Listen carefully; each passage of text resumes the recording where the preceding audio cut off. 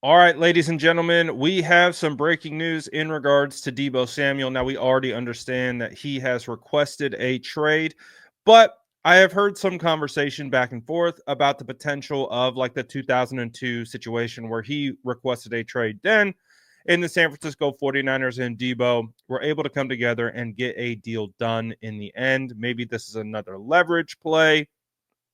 Well, Tim Kawakami is confirming that that is not the case. This is what Tim Kawakami just put out on Twitter. He says, checked around a little bit on the Deebo Samuel situation. I asked if this is at all similar to 2022 when he has to be traded. The 49ers looked, but then he came back on a new deal. I am told no, this is not similar. Everybody's set for Deebo Samuel to be an ex 49er soon. And then to continue that moving forward, he goes on to say, this obviously isn't shocking news, which I agree. I don't think this is shocking news. I think when we saw that trade come out, it was clearly being put out for Deebo by Deebo in a kind of a bit of a coordinated attack of kind of like it was a very you could tell it was orchestrated. On top of that, Tim Kawakami goes on to say the relationship hasn't been great for a while, except for Deebo and Shanahan. Production changes everything, and Deebo didn't produce in 2024. He's ready for something new. So are the San Francisco 49ers. So I had heard murmurings all offseason that Deebo was getting shopped. From all the like back channels that I have. So that was pre-draft. I kept checking in on the situation. I'm like, is this real? This is what I'm hearing. Is this real? And sure enough, right after the draft, boom, it was reported that the 49ers were trading or at least shopping Deebo Samuel in a trade. And so I think that was a pretty strong indication that the 49ers were ready to move on from Deebo at that point if they were able to get the right value in return. So it sounds like, at least according to Tim Kawakami, is that pretty much everyone in the building was ready to move on from Deebo Samuel except Kyle Shanahan. So that is an interesting point because Shanahan is kind of the end all be all.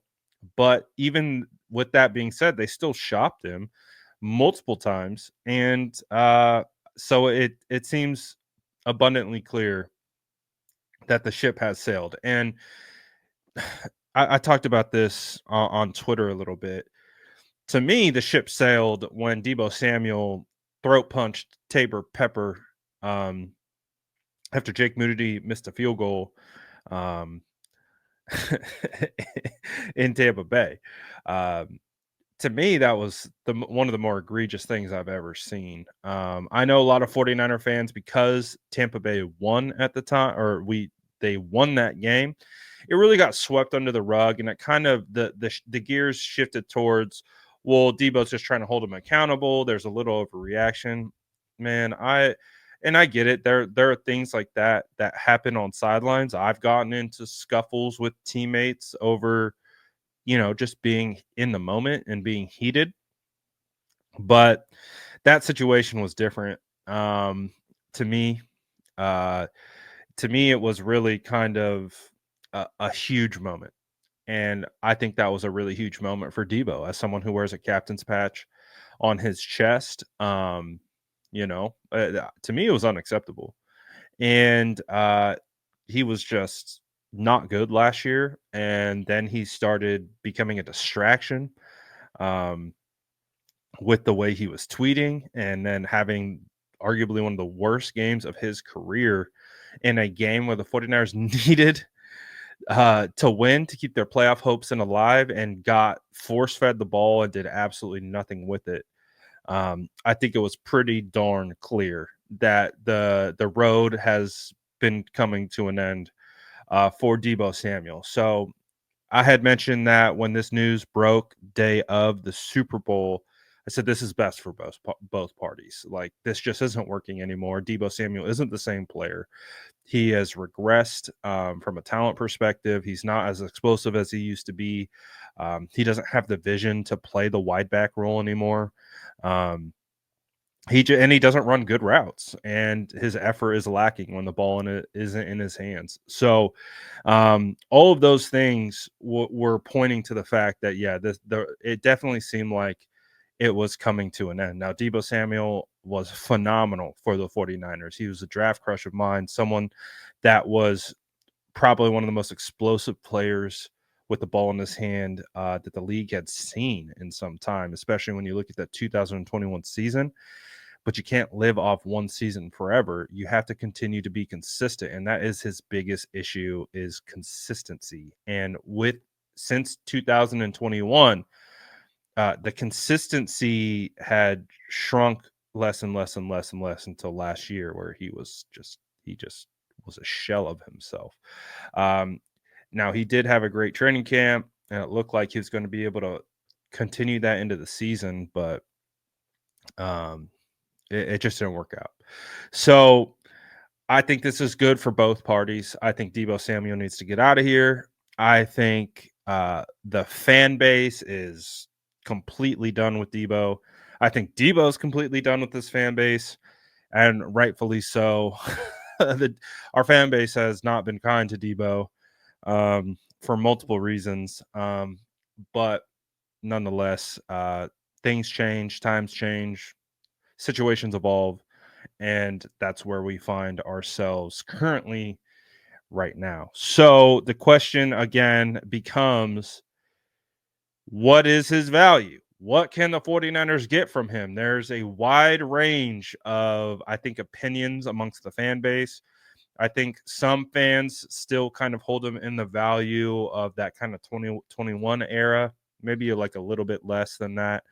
And then some fans kind of understand that he's a older player, a regressing player, not the same player. And although he could present value to another team, it just might not be at the value that we once thought he was worth. And even if you go back to the 2022 request, the 49ers had an offer from the New York Giants. I think it was for pick 10, but they also wanted the second round pick. So they wanted Deebo and a second for that first round draft pick, and the 49ers didn't feel like it was good enough value. And so they ended up passing on that. They keep Deebo, they pay Deebo, and then they draft, I believe, Drake Jackson with that second round pick that the New York Jets wanted. So, and the New York Jets ended up taking Garrett Wilson with that draft selection. So I think hindsight being what it is, probably would have been better to accept that trade, just considering how it's played out since then and the players that you took with those draft picks, etc. Um, but anyways, I think it's time. I think it's time for a change, and I hate this part of you know of football where father time waits for no one, and when you start to see it, you see it, and we'll see. Maybe Debo has a big bounce back year next year in a new place, new environment.